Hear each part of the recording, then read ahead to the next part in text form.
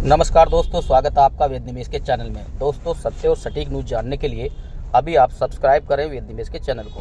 दोस्तों, आज के जो घटनाक्रम से आपको अवगत कराऊंगा उससे पहले आपको बता देते हैं कि जो आज तैयारियां थी स्टूडेंट्स की तरफ से भी, छात्रों की तरफ से भी, जो आवेदक थे, जो 16,000 समथिंग जो बच्चे थे, कल की ही तैयारी हो चुकी थी कि विकास सिंह को हायर किया जाएगा और सारे वकील से बात और बाकी जो है शांति से सुनेंगे। और तमाम लोग अपने अपने वकील भी लेके गए, लेकिन हमारी तरफ से जो थे विकास सिंह, अपर्णा मैडम और तमाम लोग रहे, लेकिन जो सबसे मुख्य रहे थे वो विकास सिंह को ही सबने लिखित दे दिया था कि आप जो है मामले को लीडिंग करेंगे और यदि कुछ बात बिगड़ती है तभी कुछ लोग आगे अपने पक्ष रखेंगे। तो इसी क्रम में आज जो है जब सुनवाई 1:40 पर ही निर्धारित समय पर कोर्ट बैठी और बड़े ही मुस्कुराहट के साथ आज जज महोदय आए और वेलकम किया और उन्होंने परिचय कराया। ऐश्वर्या भाटी ने जो पार्श्वनाथ जी शर्मा आए थे, जो प्रमुख सचिव थे, उनका परिचय कराया और कहा कि बात शुरू हुई। भाटी जी ने अपना पक्ष रखना शुरू करा, वही पुराना कि सर हमारे पास में वैकेंसीज नहीं है, 6,070 पद हैं केवल और इन लोगों को नहीं किया जा सकता। तो उन्होंने कहा कि कोई बात नहीं, आप पदों को इंक्रीज कर लीजिए, बढ़ा लीजिए। तो उन्होंने कहा कि वैकेंसीज नहीं है, अनुपात भी पूरा है, ये भी उन्होंने कहा कि अनुपात पूरा है। इस पर जज महोदय ने कहा कि उत्तर प्रदेश जैसे बड़े राज्य में वैकेंसीज नहीं है, ऐसे कैसे हो सकता है? आप देखिए ना, करिए, चाहे कोई भी जिला दे दीजिए, हम ये नहीं कहते आपसे कोई ये जिला दीजिए, कोई भी जिला दीजिए, लेकिन इन्हें आप करें और वैकेंसियों को और इंक्रीज कर लें। इस पर जब उनकी ये नहीं चली तो उन्होंने कहा कि जो बीएड वाले हैं वो सुप्रीम कोर्ट ने जो है उन्हें बाहर कर रखा है, केवल अब डीएलएड वाले ही एप्लीकेबल हैं, वही आवेदन कर सकते हैं या वही भर्ती के पात्र हैं।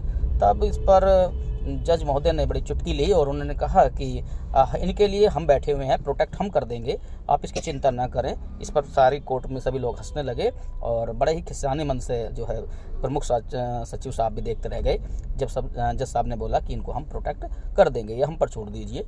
और उन्होंने ये भी कहा कि प्लीज़ प्लीज़ कई बार का शब्दों का इस्तेमाल करा जज महोदय ने। और वो देखिए हो क्या रहा है कि वो बिल्कुल पकड़ चुके हैं इस मामले को करोल साहब, कि उन्हें लगा है पूरी तरह से केस को पढ़े हुए हैं कि जो 66,655 पद हैं उसको कोर्ट ने पहले ही प्रोटेक्ट कर रखा है, तो हम इन लोगों को प्रोटेक्ट कर देंगे। इसका मतलब समझते हैं, बड़ी बात है ये। वो जानते हैं कि जो वो विज्ञापन था जब वो सही नहीं पाया गया और उस समय तक 66,655 भर्तियाँ हो चुकी थी और सुप्रीम कोर्ट ने ही प्रोटेक्ट करा था। तो कोर्ट अपनी ही गलतियों को सुधार रही है और उन्हें पता है कि उसका सुधार तभी है जब इन लोगों को भी दे दिया जाएगा। तो दोस्तों, मैं बिल्कुल सत्य और सटीक आपको बातें बता रहा हूँ जो आज कोर्ट रूम में हुई।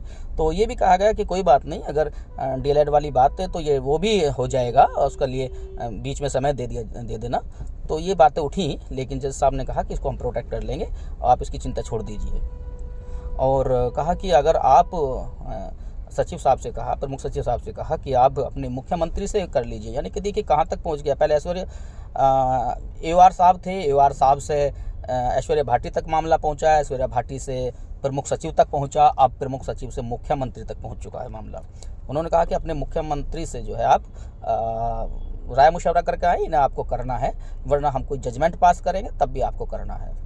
और यही बात उन्होंने फिर नोटिस साहब ने जो है बीच में एक गूगल फॉर्म वाला भी कहा, तो उन्होंने कहा कि ठीक है, आप गूगल फॉर्म का जो लोग हैं वो आप सोमवार को जो है सुप्रीम कोर्ट की साइट पर डाल देंगे और सुप्रीम कोर्ट की साइट पर डालने के बाद जो है सब लोग अपना देख लेंगे।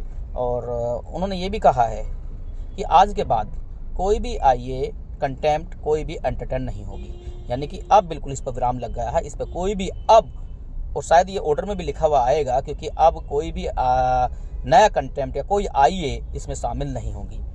तो दोस्तों, ये तो सच है कि अब जो है मिलने जा रही है, क्योंकि नियुक्ति मिलने जा रही है। कारण उसका यही है सीधा सीधा, क्योंकि केवल जज साहब नहीं है, एक ईश्वर आपके समक्ष, हमारे सब लोगों के समक्ष जब बैठते हैं उनकी छवि बिल्कुल ऐसी लगती है। जब आज वो हुए, सबका, हम सब लोगों का जो है शीश स्वतः झुक गया और उनके प्रणाम के लिए अपना शीश झुकाया। जैसे वो आए और बड़ी हंसी मुद्रा में थे और बाकायदा उन्होंने, और आज प्रसन्ना सर भी जो है बड़े तेज गति से बोले और उन्होंने कहा कि ये 83 वाला भी लगा हुआ है इस वैकेंसी में।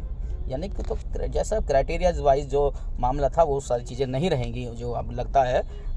और अब एक बड़ा आदेश या तो सरकार स्वयं करेगी, क्योंकि उन्होंने बिल्कुल स्पष्ट कह दिया कि आप इन लोगों को करिए। कैसे करते हैं वो आप कर लीजिए, या फिर यही कहा कि मैं जजमेंट कोई भी ऑर्डर पास करूंगा, फिर आपको करना होगा।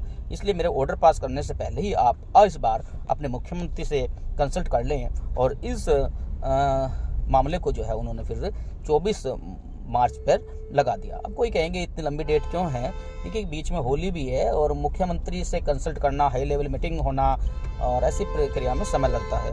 इसलिए थोड़ा सा जो है समय की डेट जो आगे है वो इसका यही कारण है, से कोई नकारात्मक ना ले।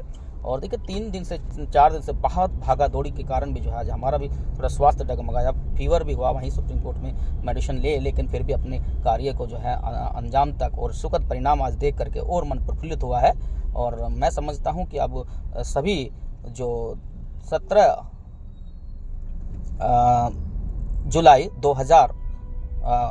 25 जुलाई 2017 का जो जजमेंट, फाइनल जजमेंट था, उसमें सब लोग जो कवर्ड थे वो सब लोग, मुझे लगता संभवतः सभी लोग उसमें जो है गूगल फॉर्म भर चुके थे। और अब शायद ही कोई लोग ऐसा बचा होगा, और बचा भी है तो अब वो कोई कंसिडर नहीं होगा, ये बिल्कुल तय हो चुका है। और जो लोग सेकंड सूची वाले हैं वो अब अपना नाम जो है सुप्रीम कोर्ट की साइट पर जो है अपलोड हो जाएगी वो सोमवार तक, उसका भी उन्हें समय दे दिया गया है। तो कुल मिलाकर के जो है अब यहाँ एक अंतिम रख दिया गया है कि अब कोई भी आगे इसमें कोई एंटरटेन नहीं की जाएगी, कोई भी आइए, यानी कि अब केवल लाभ मिलने जा रहा है और अगली डेट पर आदेश होने ही वाला हो जाएगा। ये पूरी तरह से अब तय हो चुका है। और ऐसे ही सत्य और सटीक न्यूज़ जानने के लिए आप अभी सब्सक्राइब करें और शेयर करें अपने बीच के साथी वेद निवेश के चैनल को। धन्यवाद।